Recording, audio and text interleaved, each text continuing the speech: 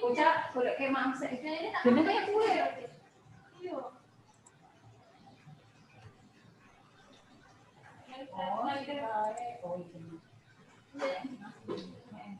kan ini tak masuk di situ tuh yang ini.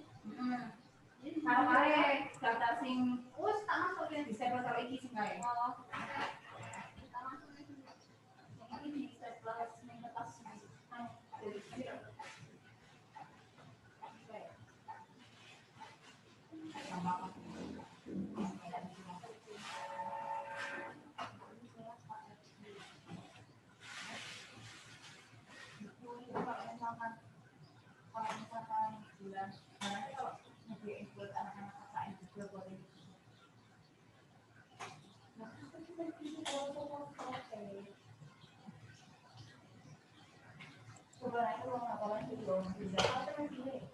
Oke, assalamualaikum warahmatullahi wabarakatuh. Selamat siang.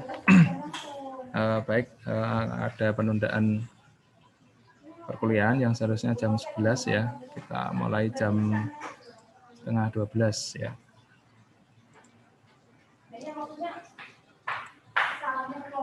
Baik, kita melanjutkan ekologi dan ekologi arsitektur ya. Jadi ini melanjutkan pemahaman kita tentang arsitektur ekologis.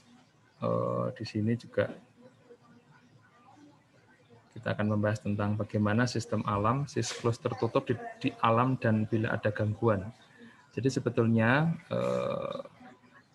peredaran alam ini semuanya untuk tahap awal ya itu begitu normal ya, memiliki satu aturan alam tertentu. Tetapi ketika kehadiran manusia dengan segala aktivitasnya maka akan terjadi satu perubahan, bisa perubahan perilaku alam maupun dampak-dampak yang sekiranya bisa mengganggu kestabilan alam itu sendiri ya. Baik, saya mengingatkan lagi bahwa ekologi itu ilmu yang mempelajari interaksi antara organisme dengan lingkungannya dan yang lainnya. Ya, jadi berasal dari kata oikos dan habitat dan logos. Ekologi artikan sebagai ilmu yang mempelajari baik interaksi antar makhluk hidup maupun interaksi hidup dan lingkungannya. Nah, saya mau tanya ini kenapa kita penting ya, anak arsitek itu penting untuk mempelajari tentang ekologi. Ayo Yusuf, gimana Yusuf? Pendapatmu gimana? Kenapa kita penting? Kenapa penting kita mempelajari tentang ekologi? Ekologi, karena memang arsitektur dan lingkungan itu tidak dapat dipisahkan, Pak. Kalau bisa bersatu sih, Pak. Bersatu, oke. Kenapa? Kemudian Carolina, gimana menurutmu? Menurut saya sih karena ekologi termasuk ilmu yang sangat berhubungan dengan arsitektur. Berhubungannya di mana? Dari sistem ekosistemnya sendiri, dari organisme yang ada di lingkungannya itu. Jadi kayak arsitektur sendiri itu memanfaatkan ekologi ini dalam konsep-konsepnya gitu, Pak. Oke, ada lagi nih, siapa nih? Andra, gimana Andra? Menurutmu Andra? Menurut saya untuk belajar ekologi bagi arsitek penting Pak, soalnya kita membangun bangunan juga beradaptasi dengan lingkungan sekitar. Nisrina? Kalau menurut saya Pak, mohon maaf juga di sini sedang azan. Oke. Ya, skip dulu ya. Yang lain Iya, dulu skip. ya. Oke. Fakri, kamu udah adzan toh Pak Motan? Ayo. Menurut saya mempelajari ekologi penting karena ketika mendesain nanti kita itu harus memperhatikan sekeliling dari site yang akan kita desain. Oke, good. Ananda? Menurut saya penting karena ini sih Pak, kita harus ngedesain itu kan sebuah bangunan yang dia tuh kalau bisa jangan harus menyatu sama lingkungan, jadi nggak merusak lingkungan sendiri. Itu sih Pak. Oke, Adinda, ini pengajian apa tahun ini? Yang bisa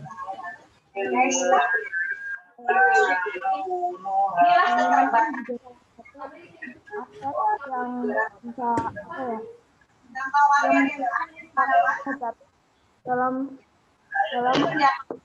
lingkungan. Nah, di sini harus mau membuat rancangannya agar untuk pencemarannya terhadap Oke, ya, oke, baik. Jadi kesimpulannya yaitu sebetulnya kenapa penting? Karena seorang arsitek itu dalam merancang itu ada aspek tapak yang menjadi pertimbangan dalam menentukan bangunan itu berada. Jadi ketika tapak itu sudah kita tentukan, aspek tapak itu ketentukan, tentunya ini akan memberikan pertimbangan bagaimana dampak dari lingkungan di mana bangunan kita berada. Dampak itu tidak harus negatif ya, maka arsitek dalam merencanakannya itu harus hati-hati betul, gitu kan, jangan sampai menimbulkan dampak negatif yang besar. Kalaupun ada perubahan itu jelas karena sebelumnya belum ada bangunan, belum ada desain, belum ada sesuatu, kemudian kita desain sehingga itu akan menimbulkan suatu perubahan lingkungan. Tetapi paling tidak dengan perencanaan yang matang ya, kita sedikit banyak telah mengurangi dampak negatif. Bahkan kita mencoba untuk menata lingkungan agar lebih baik lagi, lebih bisa sustainable atau berlanjut, sehingga kualitas lingkungan itu menjadi lebih baik. Misalnya, ketika ada lahan keras begitu ya, lahan nganggur gitu kan, kemudian lahan yang tidak produktif, dengan desain pun kita bisa membuat itu menjadi produktif. Selain kita memberikan sarana prasarana bangunan, ya kita juga bisa mengaktifkan kembali kondisi ekologis yang ada di sana. Nah itu bisa juga dilakukan kita sebagai perencana. Nah nanti di site ya, Anda kan mencoba site property itu kan mencoba mengefektifkan lahan. Selain itu juga bagaimana lahan itu dapat berfungsi sebagaimana mestinya, memiliki daya dukung yang lebih daripada tanah yang sebelumnya tidak memiliki daya dukung. Nah, ini ekologi tidak bisa lepas dari pembahasan. Kita sudah tadi membahas ya, karena faktor abiotik ya. Kita butuh suhu, kita butuh air, kita juga butuh kelembapan untuk kenyamanan, karena kita juga butuh cahaya ya. Kemudian topografi ataupun ketinggian tanah ya, dan yang lainnya, sehingga kita butuh gitu kan, sehingga kita juga harus merancang sedemikian rupa ya, agar kondisi-kondisi lingkungan ini tetap stabil ya, di mana airnya tidak terganggu ya, karena kita juga butuh air. Jangan sampai kita membangun itu justru menghilangkan sumber daya air. Kita menutup permukaan lapisan tanah sehingga tidak ada resapannya misalnya. Kita tidak pandai-pandai untuk menampung atau memanfaatkan air hujan atau memanennya dan memanfaatkannya lagi. Kita tidak pandai untuk merawat lingkungan, misalnya dengan membabi buta menebang pohon sehingga suhunya naik. Nah, jika ini akan kita tidak memperhatikan, maka yang terjadi ya kita tetap tidak nyaman hidup di situ, ya, tidak nyaman. Karena apa? Karena ekologi itu berhubungan dengan populasi, komunitas, ya, ekosistem yang lainnya. Jadi sangat penting untuk memberikan lingkungan. Gitu kan. Coba bayangkan rumah Anda tanpa pohon. Rumahnya Yusuf ada pohonnya nggak di sekitarnya? Ada Pak, ada. Ada. Pohon apa? Ini pohon apa ya? Pohon palem Pak. Pohon palem kira-kira sudah cukup menyejukkan apa tidak di rumahmu itu? Kurang, ini pohon existing sih Pak sebenarnya. Pohon existing. Pengennya kalau kamu membayangkan kalau misalnya ada pohon, kamu ganti pohon apa? Kalau saya sih pohon biasanya suka yang pohon buah-buahan gitu, kayak pohon mangga dan lain-lain gitu Pak. Oke, ada manfaat apa yang kamu lihat dari sana? Biasanya ya selain buahnya bisa dimanfaatkan, kan juga pohon mangga juga biasanya kalau udah gede lebat juga Pak, jadi kayak teduh juga sih. Oke, secara manfaat buah-buahan kamu dapat, secara ekologis ya bisa menambah kandungan oksigen sehingga menyejukkan area sekitarnya. Oke, good. Jadi Anda itu sudah punya feeling sebetulnya, ya. Anda sebagai perencana itu sudah punya feeling di situ, sehingga ketika Anda merencana pun ya itu menjadi satu pertimbangan tertentu, gitu kan. Anda akan berpikir dua kali ketika atau berkali lipat ketika Anda harus memaksimalkan lahan, ya, di mana seluruh site, coba Anda bayangkan, terutama yang di perumahan ya. Satu site full gitu kan, dari depan sampai belakang tertutup rapat gitu kan. Nah, apakah ini kira-kira cukup nyaman bagi kita? Gitu. Peredaran udaranya juga terganggu, cross ventilasinya juga nggak dapat. Nah, ini kan berkaitan dengan bagaimana kita respon terhadap lingkungan sekitar kita. Dan ini termasuk bagian dari ilmu dari arsitektur ekologis. Karena nggak mungkin kita hidup langsung sendirian gitu kan, tanpa ada konteks lingkungan. Nah ini, tindakan secara alami atau oleh manusia ya. Akibat primer adanya perubahan suhu ya. Nah ini bisa terjadi karena alami, tapi sebetulnya secara global ini tidak alami juga gitu kan. Anda ketika ada kenaikan suhu sekian 0, sekian derajat kan akan menyebabkan gugurnya es ya di kutub ya. Nah, di kutub sehingga ini menyebabkan apa namanya suhu permukaan akan naik gitu kan. Nah, kemudian akibat sekunder karena perubahan sistem dari biologisnya yaitu dari mutasi. Kemudian adanya terjadi transformasi energi dan materi secara alamiah. Ya kalau alamiah ini ya nggak masalah sih, artinya kita bisa sikapi. Misalnya intensitas matahari semakin panas ya. Tadi ya seperti kata Api. Coba mengganti pohon-pohon yang sekiranya bisa menambah kandungan oksigen sehingga ada daya redam panas itu sendiri. Lingkungan yang lebih sejuk itu akan juga berpengaruh pada perangkat kita. Misalnya AC. Lingkungan yang AC itu lebih hemat energi itu ketika Anda putar di malam hari. Ya. Ketika AC itu Anda putar di siang hari, panas terik, maka bebannya akan berat. Dia akan semakin memacu untuk mendinginkan. Dan ketika dia memacu, maka energinya semakin besar. Nah, ini yang terjadi ya. Sehingga lingkungan yang lebih sejuk itu tentu akan lebih kondusif. Jadi, Anda tahu AC itu kan ada blower luar ya. Nah, blower luar itu kalau terkena matahari langsung, dia akan memacu lebih kencang gitu kan. Tetapi ketika blower itu berada di bawah pohon, dengan udara yang kondusif, dia akan cepat dingin. Nah, otomatis beban kerjanya kecil, dan energinya pun yang diperlukan adalah kecil. Ya, ini hubungannya ya bagaimana kita mengelola lingkungan dengan desain kita nanti, ya, terutama yang didukung oleh peralatan-peralatan mekanis. Kemudian juga kita juga bisa memanfaatkan energi matahari ya, Anda sudah paham ya. Ya rumahnya Adinda Inilam itu kan rapet ya. Dia mengandalkan pencahayaan dari samping ya, dari samping jendela ya toh Adinda ya Inilam ya. Nah, kamu kan nggak ada toh pencahayaan dari genteng kaca kan nggak ada toh. Nah, padahal sebenarnya itu juga bagian dari bagian dari pencahayaan tambahan juga. Tapi kalau sekiranya di jendela sudah cukup, ya nggak masalah. Terutama untuk rumah-rumah yang seperti gua gitu ya, gelap yang mengandalkan lampu. Nah, ini juga perlu strategi. Jangan apa-apa menghidupkan lampu ya. Siang hari juga menghidupkan lampu, kan ya terlalu naif ya, siang-siang hari menghidupkan lampu. Kenapa enggak kita desain memanfaatkan ruang luar, cahaya langit, cahaya matahari ya, dengan bukaan-bukaan itu. Ya. Nah, ini merupakan pembangunan berwawasan lingkungan ya. Jadi Anda selaku arsitek masa depan sudah harus dibekali pengetahuan seperti ini. Jangan masa bodoh terhadap lingkungan ya. Ya, jangan asal menuruti keinginan klien gitu kan. Anda langsung bangun aja tanpa menstudi lingkungannya seperti apa.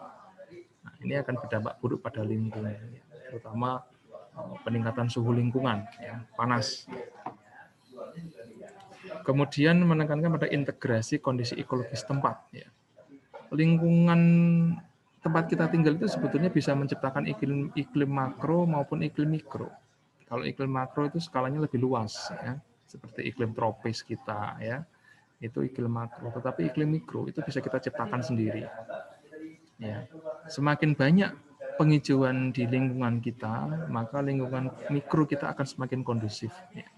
Suasananya sejuk, suasana indah, ya, suasana kondusif. Coba Anda bayangkan yang masih ada di pedesaan itu, ya, yang masih asri gitu kan. Itu kan selain udaranya sejuk, juga masih banyak hewan-hewannya. Nah ini sebetulnya bonus kita nih. Ya. Ingat orang-orang kaya yang ada di kota, membangun taman semahal itu ya, hanya untuk apa? Hanya untuk seakan-akan dekat dengan alam. Coba artis-artis kita itu membangun di belakangnya ada kolam renang, kemudian ada green wall-nya ya, dindingnya alami, kemudian ada air terjun buatan. Itu sebetulnya secara psikologis ya, orang itu akan rindu dekat dengan alam. Ya kan? Rindu dekat dengan alam. Maka kita sebagai arsitek juga harus menyadari itu, bahwa orang itu juga harus selalu didekatkan dengan alam, apalagi sebuah rumah ya, di mana kita tinggal, di mana kita kembali, di mana kita merelaksasi diri, ya, tidak hanya fisik tetapi juga merelaksasi mental kita ya di situ. Nah, ini ada beberapa hal yang terkait dengan bagaimana kita mempertimbangkan bentuk, bagaimana kita mengkonfigurasi, ya, membuat fasad, ya, memberikan arah atau orientasi bangunan, kemudian vegetasi alami, dan warna. Ya. Bahkan warna sendiri itu juga memiliki efek psikologis tertentu. Nah, itu warna hijau sangat sejuk ya. Kebetulan favorit saya juga hijau gitu kan. Coba kalau itu warnanya merah, coba saya nggak bisa membayangkan gitu kan. Atau warnanya hitam di belakang Anda. Ya. Nah, ini pola perencanaan ekosistem menggunakan alam sebagai berikut ya. Nah, dinding ya, atap sebuah gedung sesuai dengan tugasnya harus melindungi sinar matahari, sinar panas, angin, dan hujan. Ini dinding. Intensitas energi baik yang terkandung dalam bangunan digunakan saat pembangunan harus minimal mungkin. Ya. Bangunan sedapat mungkin diarahkan menurut orientasi timur barat. Tapi kalau yang memang terpaksanya tidak bisa, ya harus disesuaikan saja ya. Yang penting setiap ruang itu bisa mendapatkan pencahayaan. Tidak harus matahari secara langsung, tetapi juga bisa pencahayaan dari cahaya langit, ya. Pantulan dari sekitarnya. Jadi tidak glare. Kalau matahari langsung kan glare. Ini tidak harus. Dinding suatu bangunan harus dapat memberi perlindungan terhadap panas. Jadi dindingnya Anda itu ya jangan asal tipis gitu kan. Kalau perlu dinding yang bagus itu dipegang itu dingin gitu kan, sejuk gitu kan. Sehingga ini memberikan satu kenyamanan kelembapan tertentu kita yang berada di dalam rumah. Ini ada prinsip-prinsip ekologi ya, adanya fluctuation yaitu fluktuasi menyatakan bahwa bangunan didesain dan dirasakan sebagai tempat membedakan budaya dan hubungan proses alami. Bangunan seharusnya mencerminkan hubungan proses alami yang terjadi di lokasi. Nah, ini memang bangunan itu akan disesuaikan dengan bagaimana alam itu berada. Ini kalau di Indonesia sangat banyak contohnya ya, karena kita memiliki banyak rumah-rumah adat, di mana rumah adat itu sebetulnya respon terhadap lingkungan saat itu. Rumah panggung ya, rumah panggung itu kok jangan langsung oh itu memang untuk bintang buas, iya gitu kan, iya. Kalau kalian ikut kuliah yang kemarin arsitektur Nusantara itu memang untuk menghindari binatang buas, tapi apa pengaruh terhadap klimatologisnya? Rumah panggung itu kalau rumah diangkat, kira-kira yang di bawahnya itu apa? Kira-kira ada angin nggak lewat? Ada angin kan lewat kan. Artinya apa? Kelembapan terjaga di sana. Kelembapan terjaga, kesejukan terjaga. Sehingga kesejukan itu tidak harus hanya dari dinding, tetapi dari kaki bangunan pun itu harus terjaga. Bahkan zaman dulu, kalau kamu lihat bangunan yang benar-benar bangunan Belanda, itu di atasnya lantai itu pun ada lubang ventilasi. Ya, untuk membuang panas yang ada di dalam, ya, untuk memasukkan lembab udara sejuk dari tanah itu ke dalam rumah. Jadi dulu itu di belakang pun itu, tapi resikonya tikus memang. Nah, kalau sekarang resikonya tikus, ular ya. Kalau di perumahan kan baru tren ular masuk rumah itu ya. Ya, tapi dengan berbagai cara bagaimana kita men-screening itulah ya, mencegah itu. Tapi paling tidak secara penghawaan itu bisa. Jadi itu. Kemudian kalau Anda melihat di Lawang Sewu itu juga ada kolam di bawahnya. Kalau orang melihatnya, wah itu untuk penyiksaan Pak, kolam di bawahnya. Tapi sebetulnya enggak juga.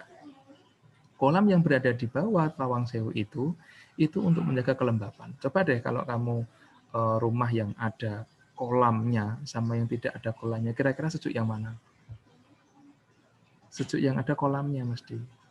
Karena air itu fungsinya itu untuk menjaga kelembapan udara sekitarnya. Ya, dia ada apa namanya uap-uap airnya itu akan menjaga kelembapan sehingga tetap sejuk udara sekitar kita. Ya, ini namanya kondensasi, mengkondensasi udara, menurunkan kadar udara uapnya itu. Maka kolam itu sangat penting sebetulnya untuk sebuah rumah, tidak hanya untuk keindahan, tidak untuk ngingu ikan ya. Kemudian tapi untuk kebutuhan klimatologis rumah kita. Nah, itu. Ada stratification ya, menyatakan bahwa organisasi bangunan seharusnya muncul keluar dari interaksi perbedaan. Semacam organisasi yang membiarkan kelompok bisa untuk diatur secara terpadu. Ya. Bahwa memang bangunan itu organisasinya itu tidak semata-mata kebutuhan ruang, ya.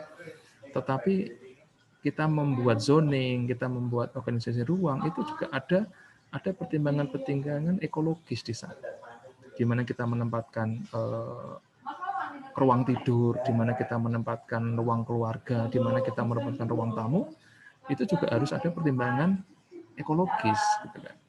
Oh, kita ingin kamar kita sehat, berarti harus ada interaksi dengan sinar matahari secara langsung. Jangan-jangan nanti kamar saya menghadap tembok tetangga. Wah, ini juga akan merugikan penghawaan kita. Kita jadi tertutup, kita jadi lembab. Nah, begitu ya untuk. Jadi pertimbangannya ekologis itu juga penting dalam menyusun sebuah organisasi ruang itu. Ada interdependen saling ketergantungan ya. Ya, menyatakan bahwa hubungan antara bangunan dengan bagiannya adalah hubungan timbal balik ya. Seperti halnya lokasi tidak dapat dipisahkan dari bagian bangunan. Jadi memang betul. Di bab 3 itu ketika Anda mau mendesain LP3A itu benar-benar harus matang sebetulnya ya. Apa namanya itu mengkaji lokasi ya. Tinjauan lokasi itu Anda akan mengkaji site betul-betul matang. Apakah di situ ada potensi lingkungan, apakah di situ ada potensi pepohonan, apakah di situ ada potensi misalnya persawahan di sekitar kita, apakah ada potensi perumahan. Di mana kita bisa bersikap, ya kita akan mengkaji di sini. Bahkan rumah yang berada di jalan raya, nanti desainnya akan berbeda dengan perumahan yang ada di jalan kampung ataupun di gang perumahan. Karena kajiannya akan berbeda. Ada kebisingan, ada pencemaran udara, ya, ada panas. Itu kan merupakan bagian yang sedikit berbeda, akan sangat berbeda ketika di jalan raya, ya, jalan pantura misalnya, dengan jalan kampung. Pertimbangan itu yang menyebabkan kita harus mateng ya di dalam analisis site. Ini dasar ekoarsitektur ada holistik, ya, memanfaatkan pengalaman manusia, pembangunan sebagai proses dan bukan sebagai kenyataan tertentu yang statis. Ini pembangunan itu proses yang berkelanjutan.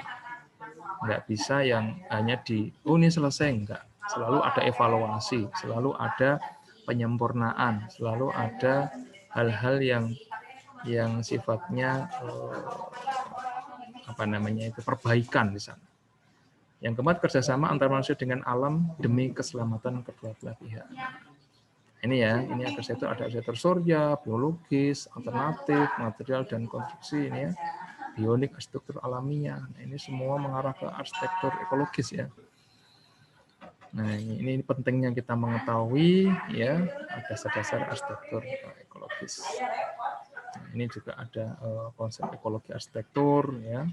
Kita mengatakan apa yang sering terjadi dalam arsitektur, mengandung juga dimensi waktu, lingkungan alam, sosiokultural, ruang, organik bangunan ya, menunjukkan bahwa ekoarsitektur bersifat lebih kompleks, padat, vital dibandingkan dengan arsitektur pada umumnya. Nah, ini.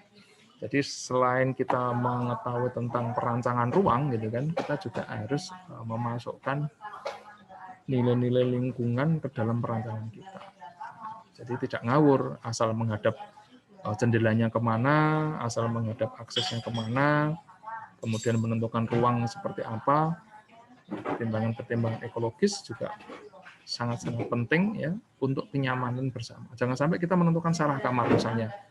Wah, kamar kok kita memiliki rumah di tepi jalan raya, tapi kamarnya kok berada di tepi jalan persis. Nah, ini kan salah berarti. Orangnya nggak bisa tidur karena berisik ya kendaraan motor. Nah, ini ada penyesuaian pada lingkungannya, pola perencanaan ekoarsitektur ya, pada alam secara holistik. Penyesuaian pada lingkungan alam setempat. Jadi ketika Anda mendesain rumah ya dengan konteks lingkungan yang berbeda, dengan site yang sama sekali berbeda, misalnya di daerah dataran, kemudian satunya lagi berada di daerah pegunungan, itu harusnya berbeda. Desainnya harusnya berbeda, tidak bisa disamakan. Karena analisis site-nya pun akan berbeda. Nanti berada di tepi pantai pun akan berbeda lagi, karena di sana ada angin kencang, ya, terik panas, ya, mempertimbangkan itu. Harusnya berbeda desainnya. Jadi setiap membangun atau mendesain kita itu harus memiliki alasan-alasan yang kuat, di mana site itu sangat menentukan. Nah, di sini ada memelihara sumber lingkungan, air, tanah, udara, memelihara, memperbaiki peredaran alam, ya, dan penggunaan material yang sustainable, mengurangi ketergantungan pada pusat sistem listrik. Nah, ini termasuk energi mandiri ya. Kalau di daerah pantai sangat-sangat bisa energi mandiri, bisa angin, Anda memanfaatkan energi kincir, kemudian energi panas matahari. Kemudian kalau di gunung mungkin angin ya, lebih besar lagi. Tapi kalau di pantai juga bisa dua-duanya, angin bisa, matahari bisa. Ini silakan. Ini ada memanfaatkan grey water ya, air bekas ya, di treatment, kemudian solid box. Nah, ini untuk indikatornya tanaman ini, kalau tanaman ini bisa tumbuh subur, berarti dia airnya sehat. Dan ini dispersion ya, ini irrigation, jadi bisa dimanfaatkan kembali untuk penyiraman lagi ya. Ini dari air-air yang bekas ya, air limbah, ini bisa dimanfaatkan kembali. Kemudian penghuni juga ikut ya tadi menjelaskan secara aktif dalam perencanaan pembangunan ya. Kedekatan dan kemudian akses dari dan ke bangunan. Jadi jangan menyusahkan diri ya, akses dari dan ke bangunan ya. Nah, ini ada unsur efisiensi ya. Kemungkinan penghuni menghasilkan sendiri kebutuhan sehari-hari. Jadi kalau sekarang itu kan orang-orang di masa pandemi kan senang menanam sendiri ya. Sayuran menanam sendiri, kemudian ada tabur lampot ya, kemudian juga ada energi mandiri pakai solar cell. Seakan-akan itu nggak butuh kemana-mana. Jadi kita ditinggal di rumah aja, kita bisa makan Ya, kita bisa. Saya membayangkan dulu punya rumah itu ya rumah panggung itu, bawahnya ada kolamnya, ya ada sawahnya kecil begitu, ya bisa manen sawah sendiri. Nanti kalau butuh ikan tinggal jaring di kolamnya sendiri, digoreng gitu kan. Nanti kalau butuh buah-buahan juga ambil di Tambu-Lambek. Coba Anda bayangkan rumah seperti itu, Anda nggak butuh ke pasar itu. Bahkan saya malah main ke tempatmu. Nah, oke, tinggal 10 menit kita udah mau selesai. Dan ini menggunakan lebih sederhana ya, ini seperti apa namanya greenhouse ya. Nah, sini greenhouse dikembangkan. Ini rumah Jawa yang sebetulnya rumah-rumah tradisional itu mengadop kondisi iklim yang ada di lingkungan ini. Nah, unsur-unsur yang dijadikan pedoman oleh masyarakat tradisional antara lain udara, air, api, tanah ya. Jadi seakan-akan ini menjadi satu power ya, satu power yang mendasari mereka mendesain.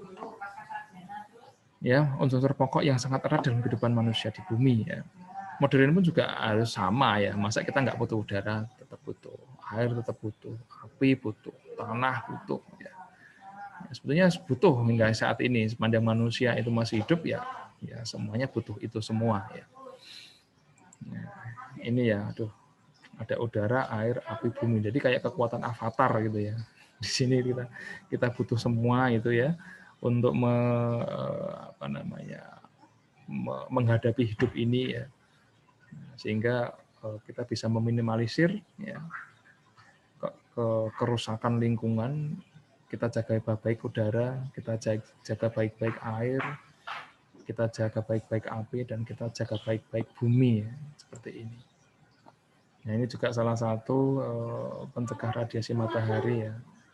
Ada Kenyang di Malaysia. Ini yang belum pernah kita main ke sana ya. Mudah-mudahan nanti kalian KKL-nya ke Malaysia bisa main ke tempatnya Kenyang ya.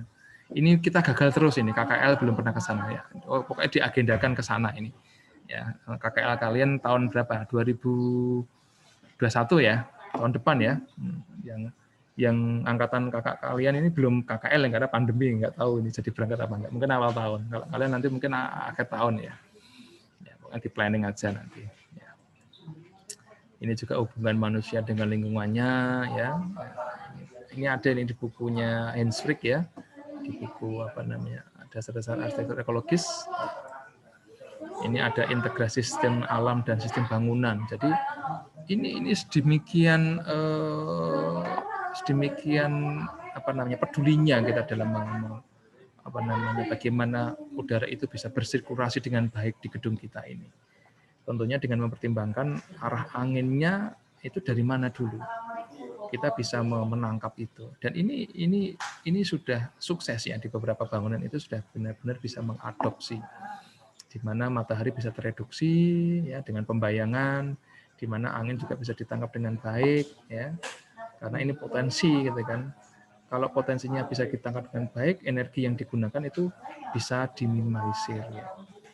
Dengan perubahan-perubahan seperti itu. Bahkan yang kiri ini juga tetap memanfaatkan vegetasi ya untuk menciptakan iklim mikro yang ada di site-nya dia berada. Oke, demikian, terima kasih ya atas perhatiannya ya. Ada pertanyaan barangkali sedikit kita sebelum kita akhiri. Kayak ceramah ya, kayak khotib jadinya ya, non-stop ya. Tapi enggak masalah.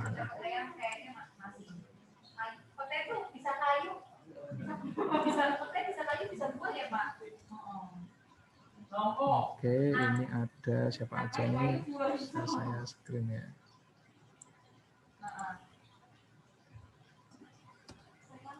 Ada yang mau ditanyakan? Ini semuanya hadir ya. Terima kasih. Cukup banyak ini.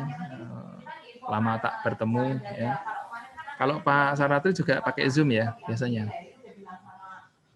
Nggak pernah kuliah malah. Loh, cuman materi yang diupload banyak di Elena itu aja? Iya, Pak.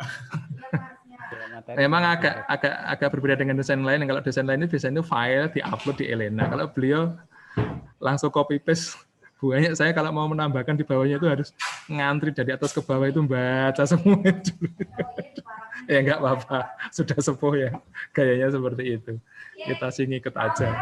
Teman dari saya dan loh kok caranya begini, jadi unik aja itu jadinya. Oke, ini yang belum apa namanya belum bentar view-nya ini.